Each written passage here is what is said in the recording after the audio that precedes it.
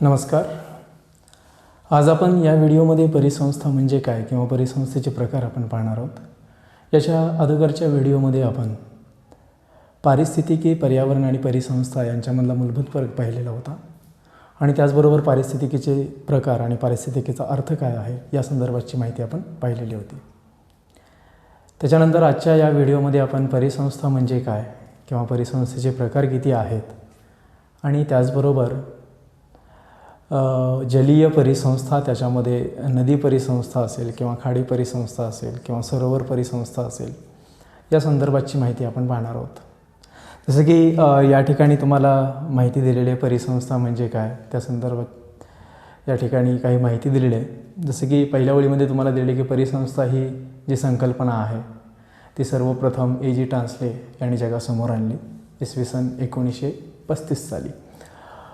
त्याच्यानंतर जो परिसंस्था किंवा इकोसिस्टीम याचा जो मूळचा अर्थ आहे तो तुम्हाला या ठिकाणी दिलेला आहे. इको म्हणजेच थोडक्यात अधिवास आणि सिस्टीम म्हणजे व्यवस्था किंवा त्याला प्रणाली किंवा एक यंत्रणा ज्याला सिस्टीम म्हटलं जातं. तर आता इको म्हणजे काय, अधिवास ज्या ठिकाणी सजीव राहतात आणि सिस्टीम म्हणजे त्या सजीवामध्ये असणारी एक यंत्रणा किंवा त्या सजीवामध्ये असणारी एक प्रणाली ज्याला इकोसिस्टीम किंवा परिसंस्था म्हटलं जातं. त्याच्यानंतर A.G. टान्सले यांनी जी काही व्याख्या केलेली आहे परिसंस्थेची त्याच्या संदर्भाची माहिती तुम्हाला दिलेली आहे. आता व्याख्येमध्ये तुम्हाला असं दिलेलं आहे की पर्यावरणातील जैविक व अजैविक घटक किंवा घटकांचा संयुक्तिक किंवा एकात्मिक परिपाक म्हणजे परिसंस्था आहे. आता याच्यामध्ये तुम्हाला एक लक्षात घ्यावं लागेल की परिसंस्थेमध्ये जैविक आणि अजैविक घटक महत्त्वाचे आहेत आणि त्याचबरोबर त्यांचा परस्पर संबंध देखील महत्त्वाचा आहे. जसं याच्या अगोदरच्या व्हिडिओमध्ये तुम्हाला सांगितलेलं होतं की पर्यावरण म्हणजे काय, थोडक्यात पर्यावरण ज्याला आपण सभोवतालचा परिसर म्हणतो. तर परिसंस्था म्हणजे काय की या सभोवतालच्या परिसरामध्ये जे जैविक आणि अजैविक घटक असतात त्या जैविक आणि अजैविक घटकामध्ये जो काही परस्पर संबंध असतो त्याचा अभ्यास करणे म्हणजेच थोडक्यात परिसंस्था होय. आता या व्याख्येमध्ये तुम्हाला असं दिलेलं आहे की संयुक्तिक किंवा एकात्मिक जो काही परिपाक आहे. आता संयुक्तिक आणि एकात्मिक परिपाक म्हणजेच थोडक्यात जैविक घटक आणि अजैविक घटक यांचा असणारा परस्पर संबंध. आता साध्या भाषेत सांगायचं झालं तर परिसंस्था म्हणजे एखादं असं ठिकाण ज्या ठिकाणी त्या सजीवांचा अधिवास आहे आणि ते अधिवास त्या अधिवासामध्येच ते सजीव तिथपर्यंतच त्या ठिकाणी त्यांचा संचार आहे आणि त्याच्यामध्येच मग ते सजीव इतर अजैविक घटकावरती अवलंबून असतात, त्यांच्यामध्ये परस्पर संबंध चालतात. तर तेवढ्याच प्रदेशाला परिसंस्था म्हटलं जातं.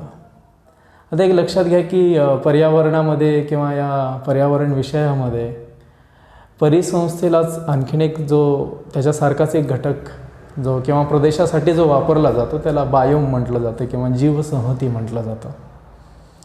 आता जीवसंहती आणि परिसंस्था हे दोन्हीही प्रदेश पाहायला गेल्यानंतर त्यांचं स्वरूप एकसारखंच आहे, परंतु त्याच्यामध्ये थोडा फरक असलेला आपल्याला दिसून येतो. याच्यामध्ये असं आहे की परिसंस्था अगदी लहानात लहानसुद्धा असू शकते किंवा परिसंस्था अगदी मोठ्यात मोठीसुद्धा असू शकते. परंतु जे काही बायोम आहेत, जीवसंहती आहेत, त्या जीवसंहतीच्या संदर्भात आपल्याला असं सांगता येत नाही. जीवसंहती अगदी लहानात लहान असू शकणार नाही. जसं जीवसंहतीमध्ये सांगितलं जातं की गवताळ जीवसंहती असेल किंवा गवताळ प्रदेशाची जीवसंहती असेल किंवा मग एखादा जंगल प्रदेश असेल किंवा जंगलाची जीवसंहती असेल, जसं फॉरेस्ट बायोम म्हटलं जातं किंवा ग्रासलँड बायोम म्हटलं जातं, तर यांचा विस्तार खूप मोठा असू शकतो. आता या गवताळ प्रदेशाला जीवसंहतीसुद्धा तुम्ही म्हणू शकता आणि परिसंस्थासुद्धा म्हणू शकता. परंतु त्या गवताळ प्रदेशामध्ये आणखीन छोटे छोटे जे काही प्रदेश होत जातात. समजा एखाद्या गवताळ प्रदेशामध्ये एखाद्या तलावाच्या सभोवताली असणारा भाग आहे किंवा एखादा ठिकाण आहे किंवा एखादा वृक्ष आहे.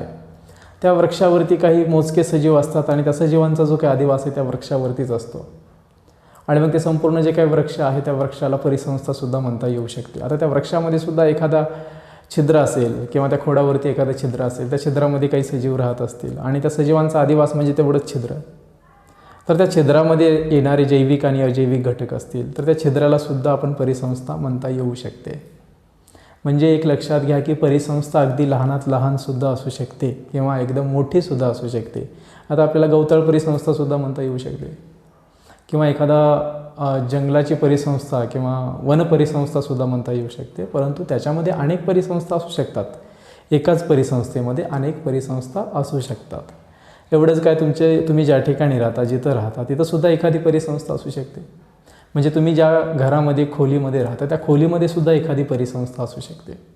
कारण खोलीमध्ये भिंतीवरती फिरणाऱ्या ज्या पाली राहतात किंवा मग जे किडे मकोडे राहतात, तर त्यांचा अधिवास म्हणजे तुमची रूम आहे. आणि मग या रूममध्ये हे सजीव आणि अजैविक घटक यांच्यामध्ये परस्पर संबंध चालत राहतात. मग त्या रूमची एक विशिष्ट परिसंस्थासुद्धा असू शकते. तर म्हणजे सांगण्याचं तात्पर्य काय की परिसंस्थेमध्ये जैविक अजैविक घटक खूप महत्त्वाचे आहेत, त्यांचा परस्पर संबंध खूप महत्त्वाचा आहे. आणि परिसंस्था लहानात लहान असू शकते किंवा खूप मोठीसुद्धा असू शकते. जसं की मी तुम्हाला तुलना केली होती जीवसंहतीची किंवा बायोमची. बायोम हे खूप मोठे असतात, जसं की गवताळ ग्रासलँड बायोम आहे किंवा त्याला मराठीमध्ये जीवसंहती म्हटलं जातं. दोन्हीचं स्वरूप सारखंच आहे, परंतु सांगण्याचं तात्पर्य हे आहे की परिसंस्था अगदी लहानसुद्धा असू शकते किंवा खूप मोठीसुद्धा असू शकते, परंतु जीवसंहतीचं तसं नाही आहे. जीवसंहती या विस्ताराने त्यांचा प्रदेश खूप मोठा असतो. तर परिसंस्था, जसं तुम्हाला आत्ताच इजी ट्रान्सलेटची व्याख्या सांगितली, त्याने असं सांगितले की जैविक आणि अजैविक घटक ज्यांचा संयुक्तिक एकात्मिक परिपाक असणं म्हणजेच आंतरसंबंध असतो, ज्याला परिसंस्था म्हटलं जातं. त्याच्याच खाली पुन्हा आणखीन परिसंस्थेची दुसरी एक व्याख्या किंवा त्याच्या संदर्भात माहिती तुम्हाला दिलेली आहे.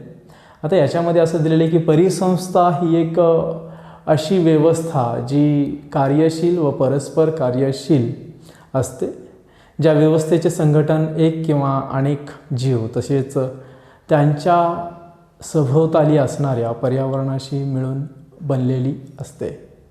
आता याच्यामध्ये देखील एक लक्षात घ्या की परस्पर कार्यशील व्यवस्था म्हणजे एखादी परिसंस्था आहे, त्याच्यामध्ये असं नाही की जैविक घटक जे पूर्णतः स्वतंत्र आहेत, जे अजैविक घटकाशिवाय राहू शकतात असं असूच शकणार नाही. कारण प्रत्येक परिसंस्थेमध्ये जैविक घटक हे जगण्यासाठी अजैविक घटकांचा आधार घेतात. म्हणजे एक लक्षात घ्या की जैविक घटक आणि अजैविक घटक यांच्यामध्ये परस्पर संबंध असलेला आपल्याला दिसून येतो. तर थोडक्यात परिसंस्था म्हणजे काय की एखादा विशिष्ट अधिवास आणि त्या अधिवासामध्ये असणारे जैविक अजैविक घटक त्यांच्यामध्ये परस्पर संबंध असणे, यालाच परिसंस्था असं म्हटलं जातं. आणि आणखीन एक लक्षात घ्या की परिसंस्था अगदी लहानसुद्धा असू शकते किंवा तुमच्या घरामध्ये एखादं लाकूड असेल ते वाळलेलं असेल, खोड असेल ते वाळलेलं असेल, त्याच्यामध्ये सुद्धा काही कीटक असतात, त्यांच्यापुरताच तो तेवढा अधिवास असतो.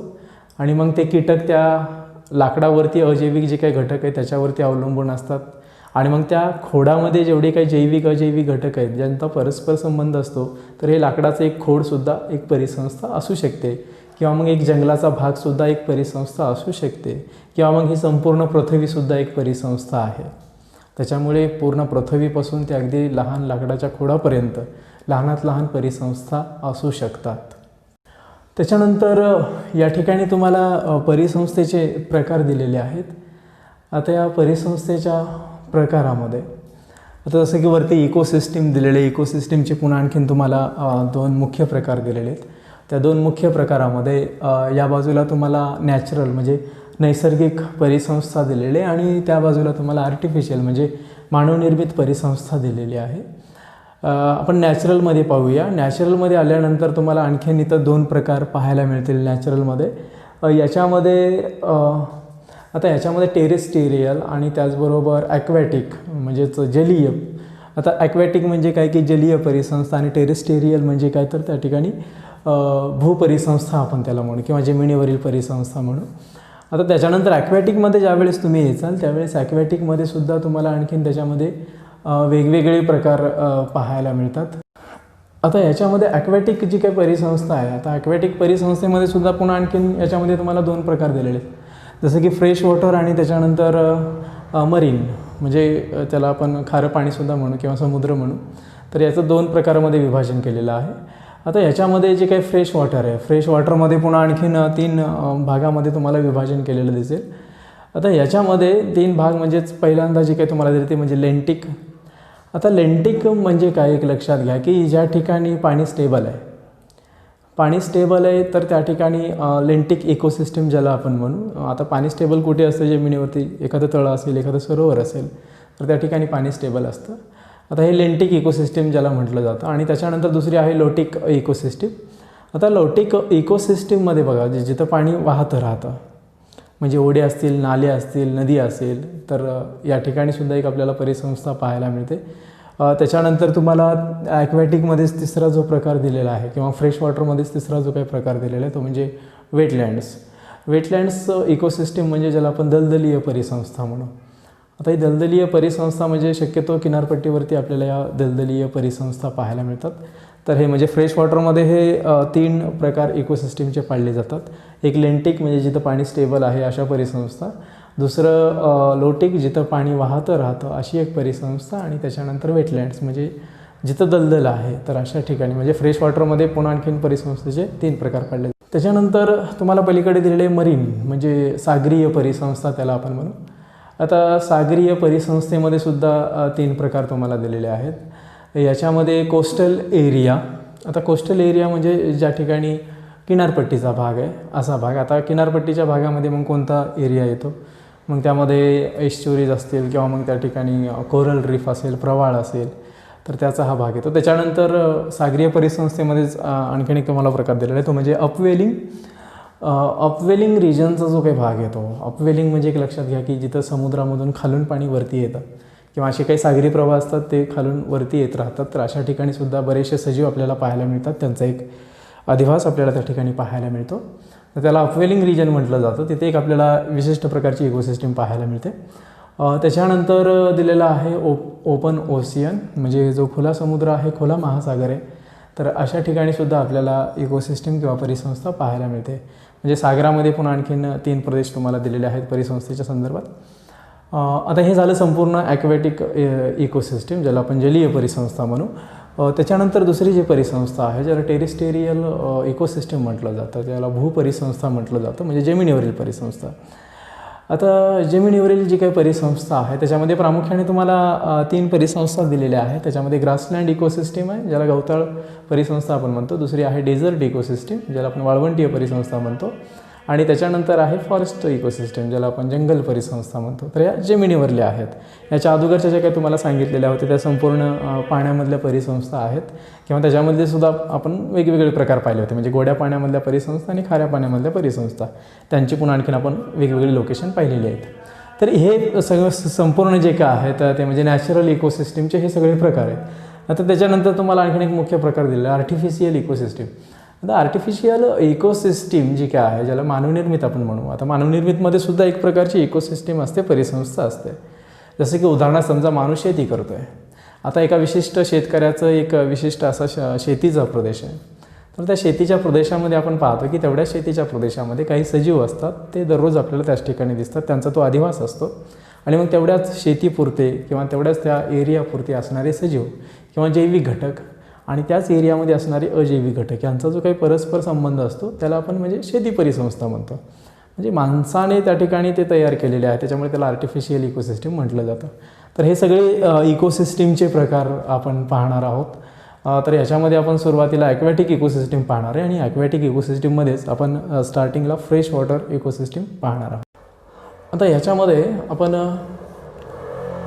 सुरुवातीला जसं तुम्हाला आत्ताच परिसंस्थेचे प्रकार सांगितले आणि परिसंस्थेचे प्रकार सांगितल्यानंतर आता या ठिकाणी आपण ॲक्वॅटिक इकोसिस्टीमला सुरुवात करत आहोत. ॲक्वॅटिक इकोसिस्टीम किंवा जलीय परिसंस्था. तर जलीय परिसंस्थेमध्ये आपण पाहणार आहोत फ्रेश वॉटरमधलं जे रिव्हर इकोसिस्टीम आहे किंवा त्याला नदीय परिसंस्था म्हटलं जातं. आता नदी परिसंस्था जसं तुम्हाला सांगितलं की हे नदीमधलं जे काही पाणी आहे ते सतत वाहत राहणारं आहे. जसं जलीय परिसंस्थेमध्ये तुम्हाला सांगितलं की त्याच्यामध्ये पुन्हा आणखीन प्रकार पाडले जातात. जलीय परिसंस्थेमध्ये गोड्या पाण्यामधील असणारी परिसंस्था किंवा फ्रेश वॉटर इकोसिस्टीम, त्याच्यामध्ये स्थिर पाणी, अस्थिर पाणी. तर नदी परिसंस्थेचा जो काही समावेश होतो तो अस्थिर पाण्यामध्ये होतो, कारण नदीचं पाणी एका ठिकाणी स्टेबल नसतं, ते वाहत राहतं. आता याच्यामध्ये नदीमधले जैविक आणि अजैविक घटक यांच्यामध्ये जी काही परस्पर क्रिया चालते तर त्याला थोडक्यात नदी परिसंस्था म्हटलं जातं. आता ह्याच्यामध्ये नदीचा जो काही तुम्ही पाण्याचा प्रवाह पाहणार आहोत तो नदीच्या पाण्याचा प्रवाह सतत बदलत राहतो, त्याच्यामुळे त्याच्यामधल्या सजीवांमध्ये किंवा अधिवासात सुद्धा सतत बदल होत असताना आपल्याला पाहायला मिळतो. जसं या ठिकाणी तुम्हाला दिलेलं आहे की पाण्याच्या प्रवाहामध्ये सतत बदल होत असतात आणि पुढे तुम्हाला ब्रॅकेटमध्ये दिलेलं आहे की पाण्याच्या प्रवाहामध्ये बदल का होतो, तर पर्जन्य, हिमवादळ आणि भूकंप यामुळे त्या ठिकाणी पाण्याच्या प्रवाहामध्ये बदल होत राहतात. आता पर्जन्य स्वाभाविक आहे की 12 महिने आपल्या इकडं नदीला पाणी सारखं राहत नाही. नदीचं पाणी केव्हा वाढतं तर पावसाळ्यामध्ये वाढतं. ज्यावेळेस पाऊस मुसळधार पडतो त्यावेळेस पाण्याच्या प्रवाहामध्ये बदल होत जातात. नदीमधलं पाणी वाढतं आणि पाण्याचा वेग वाढत चालतो. त्याच्यानंतर दिलेले तुम्हाला हिमवादळ असेल किंवा एखादं सायक्लोन असेल त्याच्यामुळे सुद्धा त्या ठिकाणी नदीच्या पाण्याच्या प्रवाहामध्ये बदल होत राहतो. भूकंप. आता भूकंप म्हणजे काय की थोडक्यात एखाद्या प्रदेशामध्ये भूकंप झाला तर नदीच्या डायरेक्शनमध्ये बदल होतात, त्या डायव्हर्ट व्हायला लागतात. आता याच्यामुळे होतं काय की नदीमधलं जे काही वाहतं पाणी आहे ते वाहत्या पाण्यामुळे, पाण्याच्या प्रमाणामुळे त्यांच्यामधला जो काही अधिवास आहे तो अधिवास नेहमी बदलत राहतो. आता जसं उदाहरणार्थ घ्या की आपण ग्रामीण भागामध्ये किंवा एखादी नदी आपण ग्रामीण भागामध्ये पाहतो. हिवाळा उन्हाळ्यामध्ये त्या नदीला तेवढंसं पाणी नसतं त्याच्यामुळे, आणि ज्यावेळेस पावसाळ्यामध्ये आपण पाहतो त्यावेळेस पावसाळ्यामध्ये नदीला पाणी भरपूर येतं आणि पाणी भरपूर आल्यानंतर त्या ठिकाणी आपण पाहतो की त्या नदीमध्ये पाणी जास्त असल्यामुळे एका विशिष्ट ठिकाणी माशांची संख्या वाढते, वेगवेगळ्या सजीवांची संख्या वाढते आणि मग त्या ठिकाणी सजीवांची संख्या वाढल्यानंतर तो एक वेगळ्या प्रकारचा अधिवास तयार होतो. पावसाळा ऋतू संपतो, हिवाळा येतो, हिवाळा आल्यानंतर पाणी निघून जातं आणि त्याच्यानंतर मग त्या ठिकाणी तिथला अधिवास बदलायला लागतो. म्हणजे सुरुवातीचा जो काही अधिवास होतो तो अधिवास चेंज व्हायला लागतो. कधी कधी पाणी एवढे येते की नदीचा काठ ओलांडून पाणी पलीकडे जातं, तिथं आणखीन एक अधिवास तयार व्हायला लागतो तेवढ्या कालावधीपुरता. त्याच्यामुळे नदी परिसंस्थेमध्ये पाणी प्रवाह खूप महत्त्वाचा आहे आणि पाणी प्रवाहामध्ये सतत बदल होत असल्यामुळे अधिवासामध्ये सुद्धा बदल होत राहतात. आता याच्यामध्ये काही घटक तुम्हाला दिलेले आहेत. जसं नदीच्या तळभागामध्ये काही सेंद्रिय घटक म्हणजे ज्याला जैविक घटक म्हटलं जातं. आता या जैविक घटकामध्ये पानं असतील किंवा लाकूड असेल, वनस्पती असेल किंवा शैवाळ असेल, असे वेगवेगळे जैविक घटक या ठिकाणी आपल्याला या पाण्यामध्ये पाहायला मिळतात नदीच्या. त्याच्यानंतर अजैविक घटकामध्ये गाळ असेल, वाळू असेल, दगड, गोटे यांचा समावेश अजैविक घटक म्हणून किंवा असेंद्रिय घटक म्हणून या नदीमध्ये केला जातो. आता ह्याच्यामध्ये सुद्धा म्हणजे अजैविक घटक जे काय आहेत किंवा सेंद्रिय जे काही घटक आहेत, जैविक अजैविक घटक, यांच्यामध्ये सुद्धा त्या ठिकाणी पाण्यामध्ये ज्यावेळेस बदल व्हायला लागतात, पर्जन्य असेल, पूर असेल, यांच्यामुळे सुद्धा या घटकामध्ये त्या ठिकाणी कमी जास्तपणा किंवा जैविक अजैविक घटकामध्ये बदल होत राहतात. आता नदी परिसंस्थेमध्ये आपल्याला एक लक्षात घ्यावं लागेल की या ठिकाणी जे जैविक घटक आहेत ते जैविक घटक जे काय आहेत ते ज्यांना सूर्यप्रकाश खूप महत्त्वाचा असतो. म्हणजे सूर्यप्रकाशावरती सुद्धा जैविक घटकांचं प्रमाण अवलंबून असतं. आता नदीचं जे काही पाणी आहे ते वाहतं पाणी राहणार आहे आणि वाहतं पाणी असल्यामुळे त्या ठिकाणी आता प्रत्येक ठिकाणी नदी सारख्या स्वरूपाची नसणार आहे. प्रत्येक ठिकाणी नदीचं लोकेशन, त्याचं स्वरूप वेगवेगळं राहणार आहे. त्याच्यामुळे सगळीकडेच नदीमध्ये सूर्यप्रकाश एकसारखा पोहोचतो असं नाही आहे. तर त्याच्यावरती जो काही परिणाम होतो म्हणजेच थोडक्यात नदीचं लोकेशन कोणत्या ठिकाणी आहे. म्हणजे एखाद्या ठिकाणी जंगलाचं प्रमाण जास्त असेल आणि तिथून जर नदी वाहत असेल तर स्वाभाविक आहे की नदीच्या काठावरती वृक्षांचं प्रमाण जास्त असल्यामुळे तेवढंसं सूर्यप्रकाश त्या नदीमध्ये पोहोचणार नाही किंवा हवामानसुद्धा तेवढंच त्या ठिकाणी परिणाम करतं. जसं की समजा उष्णकटिबंधामधली एखादी नदी आहे तर त्या ठिकाणी त्या नदीमध्ये सूर्यप्रकाश खूप चांगल्या पद्धतीने पोहोचू शकतो. नदीचा उगम कोणत्या ठिकाणी झालेले ते सुद्धा तेवढंच महत्त्वाचं आहे. कारण एखाद्या ध्रुवीय भागामध्ये जर नदीचा उगम होत असेल तर तेवढा सूर्यप्रकाश त्या नदीमध्ये उपलब्ध होणार नाही. त्याचबरोबर नदीची खोली किती आहे. नदीची खोली जर जास्त असेल तर एका विशिष्ट खोलीपर्यंत सूर्यप्रकाश पोहोचतो, त्याच्याखाली सूर्यप्रकाश पोहोचणार नाही.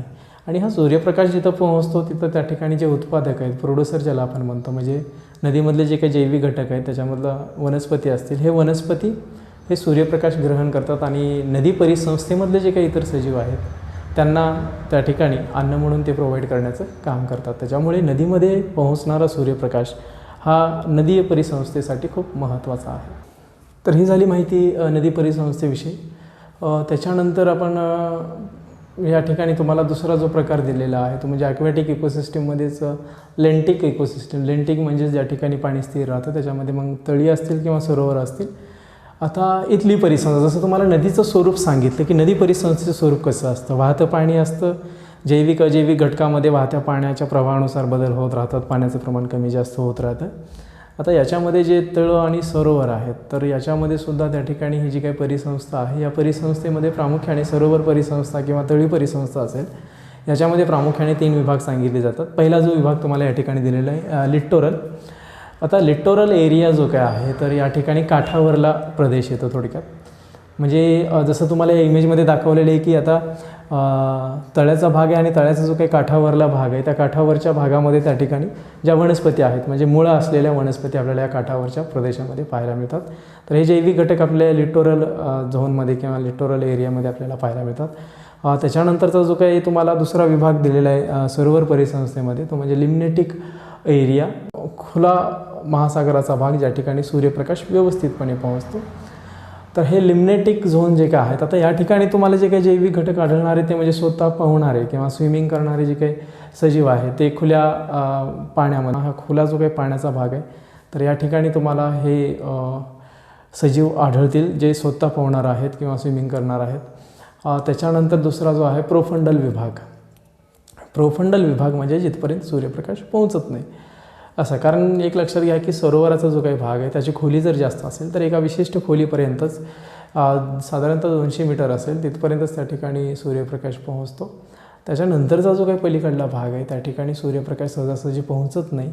तर हा जो काही भाग आहे ज्या ठिकाणी जैविक घटकांची संख्या खूप कमी असणार आहे ज्याला प्रोफंडल विभाग म्हटलं जातं. त्यानंतर ॲक्वॅटिक इकोसिस्टीममध्ये आहे एस्च्युरी इकोसिस्टीम ज्याला खाडी परिसंस्था म्हटलं जातं.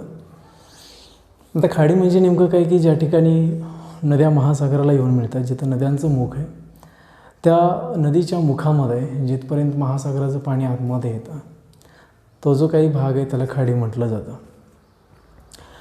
तर हा जो काही खाडीचा प्रदेश आहे या खाडीमध्ये जैविक आणि अजैविक घटक यांच्या ज्या काही परस्पर क्रिया चालतात त्यालाच खाडी परिसंस्था म्हटलं जातं. आता ही खाडी परिसंस्था म्हणजेच CRZ1 या विभागामध्ये येणारा हा प्रदेश आहे. CRZ1 म्हणजेच कोस्टल रेग्युलेशन झोन जो पर्यावरणाच्या दृष्टिकोनातून खूप अतिशय संवेदनशील आहे, ज्या ठिकाणी ह्युमन ॲक्टिव्हिटीज कोणत्याच करता येत नाहीत. तर याच्यामध्ये दलदलीय प्रदेश संवर्धन कार्यक्रम आणि खारफुटी वने संवर्धन कार्यक्रम याला सुरुवात 1987 साली झाली, जे की हे जे काही खाडीचा प्रदेश आहे ते संवर्धन करण्याच्या दृष्टिकोनातून हे दोन्ही कार्यक्रम आपल्याला सांगता येतील. खारफुटी वनस्पती आहेत म्हणजे खाडीचा जो काही प्रदेश आहे या खाडीच्या प्रदेशामध्ये जे काही जैविक घटक येतात त्या जैविक घटकामध्ये महत्त्वाचा असणारा जो जैविक घटक आहे तो म्हणजे खारफुटी वनस्पती ज्याला मँग्रोव्ज फॉरेस्ट म्हटलं जातं. आता याचे काही फायदे तुम्हाला या ठिकाणी दिलेले आहेत. खारफुटी जी काही वने आहेत या ठिकाणी जैवविविधता संपन्न असा हा प्रदेश आपल्याला सांगता येईल. या ठिकाणी 2000 माशांच्या प्रजाती किंवा 2000 मासे किंवा पृष्ठवंशीय प्राणी या ठिकाणी आपल्याला पाहायला मिळतील.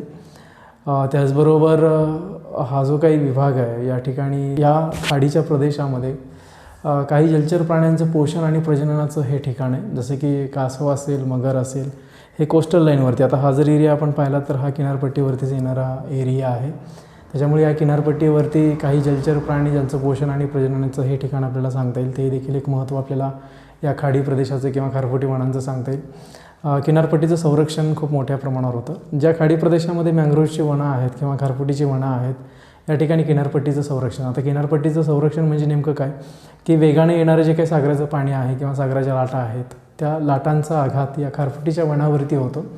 किनारपट्टीवरती डायरेक्ट आघात होत नाही, त्याच्यामुळे किनारपट्टीचं संरक्षण खूप मोठ्या प्रमाणावर होतं. किनारपट्टीची थोडक्यात झीज होत नाही किंवा त्याचं क्षरण होत नाही. त्याचबरोबर नद्यांनी वाहून आणलेला जो काही गाळ आहे किंवा इतर नद्यांनी जो वाहून आणलेला गाळ आहे तो गाळ या खारफुटी वनांना अडतो किंवा त्याचबरोबर नद्यांनी वाहून आणलेला जो काही कचरा आहे तो कचरा देखील या खारफुटी वनांना अडतो आणि त्याच्यापासून समुद्राचं संरक्षण होतं किंवा समुद्रामध्ये प्रदूषण तेवढ्या मोठ्या प्रमाणावर होणार नाही.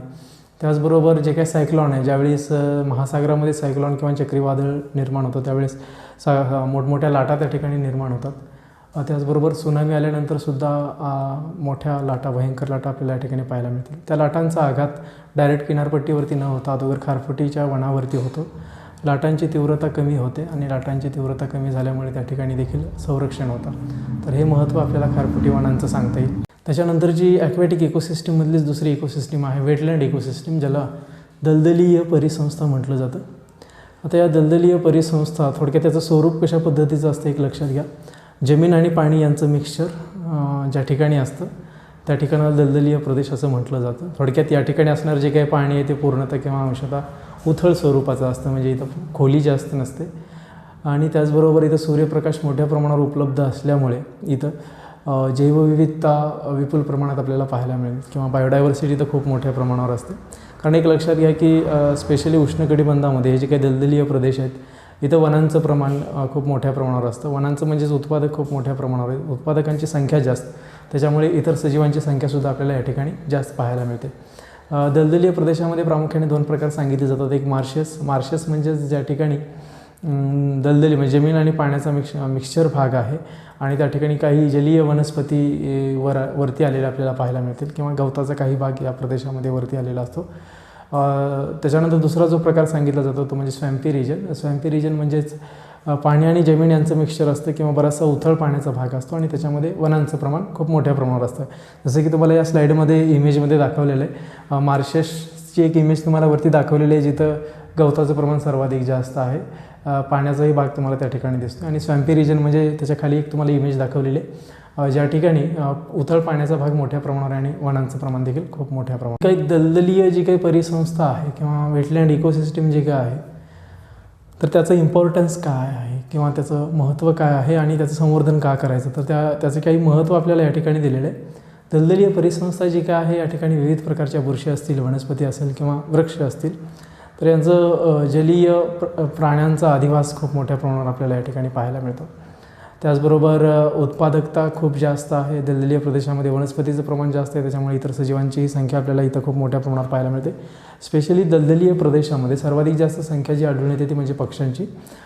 जे काही स्थलांतरित करणारे पक्षी आहेत किंवा जे म्हणजे दूर अंतरापर्यंत स्थलांतरण करतात. जसं की आपण पाहतो की आपल्या भारतामध्ये किंवा महाराष्ट्रामध्ये काही असे पाणथळ जे काही प्रदेश आहेत जसं उजनीचा पाण्याचा भाग असेल किंवा काही जलसाठे असतील महाराष्ट्राचे ज्या ठिकाणी सायबेरियाकडून युरोपकडून पक्षी येतात तर हे असे स्थलांतरित करणारे म्हणजे दूर अंतरावरून स्थलांतरण करणारे जे काही पक्षी आहेत त्यांच्या जे काही 800 एकूण प्रजाती आहेत त्याच्यापैकी 50% जे काही पक्षी आहेत तर त्यांचं स्थलांतरण या दलदलीय प्रदेशामध्ये होतं. तर त्याच्यामागची कारणंसुद्धा तुम्हाला त्याच्या खाली दिलेली आहे. एक तर इथं अन्न मोठ्या प्रमाणात उपलब्ध आहे या पक्ष्यांना कारण दलदलीय प्रदेश आहे, पाणी जमीन मिक्सचर आहे, त्याच्यामुळे कीटकांची संख्या जास्त आहे, छोट्या माशांची संख्या जास्त आहे. त्याचबरोबर वनस्पतीचं आच्छादन खूप मोठ्या प्रमाणात म्हणजे वृक्ष खूप मोठ्या प्रमाणात कारण पक्ष्यांना राहण्यासाठी जो अधिवास लागतो तो म्हणजे वृक्ष आहे. त्या वृक्षांची संख्या या दलदलीय प्रदेशामध्ये मोठ्या प्रमाणात असते, त्याच्यामुळे त्या ठिकाणी या ठिकाणी पक्ष्यांची संख्या खूप मोठ्या प्रमाणावर आपल्याला पाहायला मिळेल. तर हे काही महत्त्व सांगता येईल जेणेकरून आपल्याला दलदलीय प्रदेशाचं संवर्धन करावं लागेल. जगाच्या पाठीवरती जेवढे काही दलदलीय प्रदेश आहेत तर त्यांचं संवर्धन करण्यासाठी आंतरराष्ट्रीय पातळीवरती एक करार करण्यात आला ज्याला रामसर करार या नावाने ओळखलं जातं, ज्यालाच convention on wetland of international importance specially water flow habitat या नावाने हा करार ओळखला जातो. आता हा जो काही करार आहे तो इराण या ठिकाणी कॅस्पियन समुद्राच्या दक्षिण किनाऱ्यावर असणारं जे काही रामसर हे शहर आहे या ठिकाणी 2 फेब्रुवारी 1971 साली हा करार करण्यात आला. या करारामध्ये एकूण 160 देशांचा समावेश आहे, कदाचित देशांची संख्या वाढलेली सुद्धा असू शकते. त्याचबरोबर रामसर यादीत जगातील जे काही एकूण दलदलीय क्षेत्र आहेत 1850 क्षेत्र यांचा समावेश या रामसर करारामध्ये आहे. तर कदाचित वर्तमानामध्ये ही संख्यासुद्धा कदाचित वाढलेली असेल.